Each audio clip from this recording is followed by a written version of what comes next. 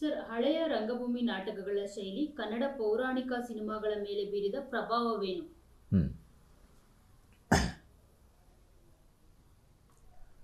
ಮುಖ್ಯವಾಗಿ ಕನ್ನಡ ರಂಗಭೂಮಿನಲ್ಲೂ ಕೂಡ ಸಾಮಾಜಿಕ ನಾಟಕಗಳು ಬಹುಶಃ ಟಿ.ಪಿ. ಕೈಲಾಸಂ ಬಂದ ನಂತರ ಸಾಮಾಜಿಕ ಕಥೆಗಳು, ಸಾಮಾಜಿಕ ನಾಟಕಗಳು ರಂಗಭೂಮಿನಲ್ಲೇ ಬರೋಕ್ಕೆ ಶುರುವಾಯಿತು. ಆದರೆ ಅದಕ್ಕೆ ಮುಂಚೆ ಹೆಚ್ಚಿನ ನಾಟಕಗಳನ್ನು ನಮ್ಮ ಕನ್ನಡ ರಂಗಭೂಮಿ ಆಡ್ತಾ ಇದ್ದಿದ್ದು ಕೆಲವು ಸಂಸ್ಕೃತ ಹಿನ್ನೆಲೆಯ ನಾಟಕಗಳು ಅಥವಾ ಪೌರಾಣಿಕ ಕಥಾವಸ್ತುಗಳನ್ನ ಇದ್ದಂಥ ನಾಟಕಗಳು. ಅದರಲ್ಲಿ ಏನಂದರೆ ಒಂದು ಜನರಿಗೆ ತಾವು ತಮ್ಮ ಕಣ್ಣಿಗೆ ಕಾಣುವುದಕ್ಕಿಂತ ಬೇರೆ ಒಂದು ಅನುಭವ, ಬೇರೆ ಒಂದು ಅಲೌಕಿಕವಾದ ದೃಶ್ಯಾವಳಿಗಳನ್ನು ನೋಡುವಂಥದ್ದು. ನನಗಿನ್ನೂ ನಾನು ಓದಿರುವಂಥದ್ದು ಬಹುಶಃ ಗುಬ್ಬಿ ವೀರಣ್ಣವರ ಅತ್ಯಂತ ಪ್ರಸಿದ್ಧ ನಮ್ಮ ರಂಗಭೂಮಿಯ ದಿಗ್ಗಜ. ಅವರ ನಾಟಕಗಳಲ್ಲಿ ಈ ಜೀವಂತವಾಗಿ ಆನೆ, ಕುದುರೆ ಇಂಥವನ್ನೆಲ್ಲ ತಂದುಬಿಡ್ತಾಯಿದ್ರು ಅನ್ನೋ ಥರ ಒಂದು ಮಾತು ನಾನು ಕೇಳಿದ್ದೆ. ಹಾಗೆ ಅವ್ರು ಹಾಕ್ತಾ ಇದ್ದಿದ್ದು ರಂಗಭೂಮಿಯಲ್ಲೇ ಹಾಕ್ತಿದ್ದಂಥ ಸೆಟ್ಗಳು, ಅದರಲ್ಲೇ 2 ಮಹಡಿಗಳು ಇರುವಂಥದ್ದು.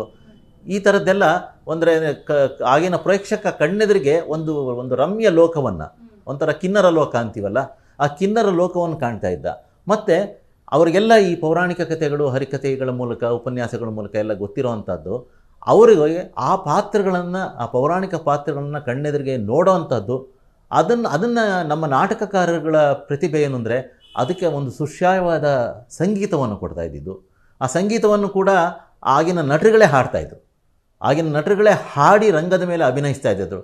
ಹಾಗಾಗಿ ಆಗಿನ ಕಾಲದಲ್ಲಿ ಯಾರಿಗೆ ಚೆನ್ನಾಗಿ ಹಾಡಕ್ಕೆ ಬರುತ್ತೆ ಅಂಥವ್ರಿಗೆ ಹೆಚ್ಚಿನ ಅವಕಾಶ ಸಿಗ್ತಾಯಿತ್ತು. ಆ ರೀತಿಯಲ್ಲೇ ಆಗ ಮುತ್ತುರಾಜು ಅಂತ ಹೆಸರಾಗಿದ್ದ ನಮ್ಮ ರಾಜ್ಕುಮಾರ್ ಅವರು ರಂಗಭೂಮಿನಲ್ಲಿ ಅತ್ಯಂತ ಪ್ರಸಿದ್ಧ ಪಾತ್ರವನ್ನು ಮಾಡೋಕ್ಕೆ ಸಾಧ್ಯ ಆಗಿದ್ದು ಅವರ ಗಾಯನ ಮತ್ತು ಅವರ ಅಭಿನಯ, ಈ 2 ಪ್ರತಿಭೆಯಿಂದ. ಸೊ ಅದು ಸಿನಿಮಾದಲ್ಲಿ ಕೂಡ ಮುಂದುವರಿತು ನಂತರದಲ್ಲಿ. ಹೀಗಾಗಿ ಆಗ ಪೌರಾಣಿಕ ವಸ್ತುಗಳು ಏನಂದರೆ ಒಂಥರ ಸಿದ್ಧ ವಸ್ತುಗಳಿತ್ತು ಮತ್ತು ಜನಕ್ಕೆ ಗೊತ್ತಿರುವ ವಸ್ತುಗಳಾಗಿತ್ತು. ಸೊ ಜನಕ್ಕೆ ಗೊತ್ತಿರುವ ವಸ್ತುಗಳನ್ನೇ ನಾವು ದೃಶ್ಯ ಮಾಧ್ಯಮದಲ್ಲಿ ತೋರಿಸಿದಾಗ ಅವರು ಹೆಚ್ಚು ಕನೆಕ್ಟ್ ಆಗ್ತಾರೆ ಅದಕ್ಕೆ, ಮತ್ತು ಅದನ್ನು ಎಷ್ಟು ಇಷ್ಟಪಡ್ತಾರೆ. ಅದ್ರ ಹಿಂದೆ ಅದರದೇ ಆದಂಥ ಒಂದು ಭಕ್ತಿ ಭಾವ ಇರುತ್ತೆ. ಒಂದು ಭಕ್ತಿ ಭಾವ ಆ ಎಲ್ಲದರಿಂದ ಜನ ಆಗ ನೋಡ್ತಾ ಇದ್ದರು.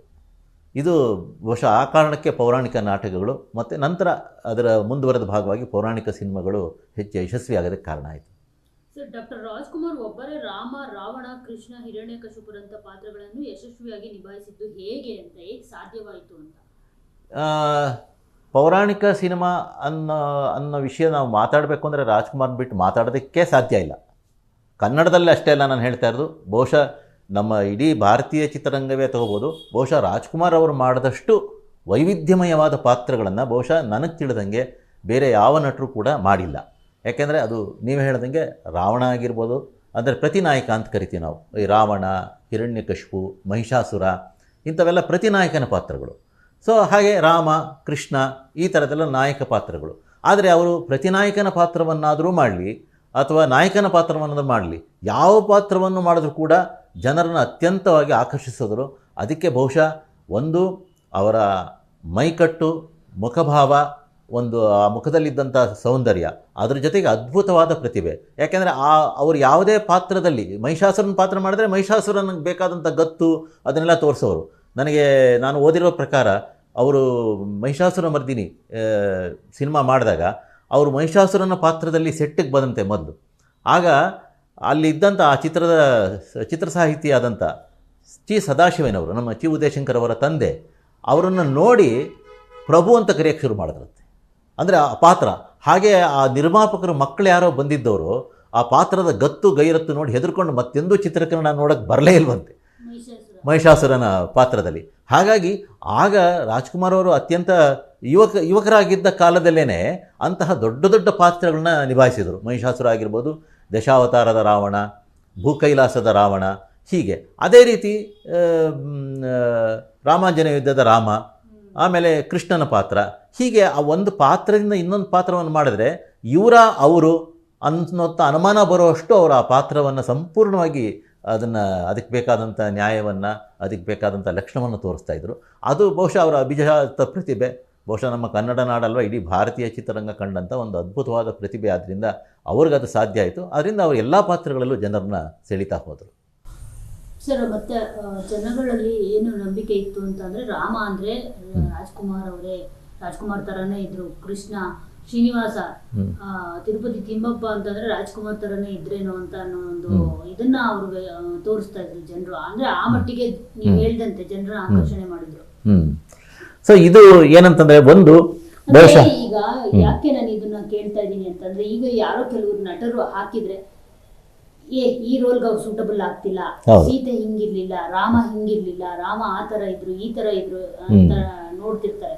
ಆದ್ರೆ ರಾಜ್ಕುಮಾರ್ ಅವರಲ್ಲಿ ಎಲ್ಲರನ್ನ ನೋಡಿದ್ದಾರೆ, ಎಲ್ರು ಎಲ್ಲ ಪಾತ್ರಕ್ಕೂ ಹೇಗೆ ಅವರು ಇದಾಗ್ತಾ ಇದ್ರು ಅಂತ. ಅದೇ ಒಂದು ರಾಜ್ಕುಮಾರ್ ಅವರು ಆ ಪಾತ್ರದಲ್ಲಿ ಪರಕಾಯ ಪ್ರವೇಶ ಅಂತೀವಲ್ಲ ನಾವು, ಸೊ ಆ ಪಾತ್ರದಲ್ಲಿ ಪರಕಾಯ ಪ್ರವೇಶ ಮಾಡುವಂತಹ ಪ್ರತಿಭೆ ಮತ್ತು ಶ್ರದ್ಧೆ ಅವರಲ್ಲಿತ್ತು. ಹಾಗಾಗಿ ಅವರ ಆ ಪಾತ್ರವನ್ನು ತೊಟ್ಟ ತಕ್ಷಣವೇ ಅವರ ಆ ಪಾತ್ರವೇ ಆಗ್ಬಿಡ್ತಾಯಿದ್ರು.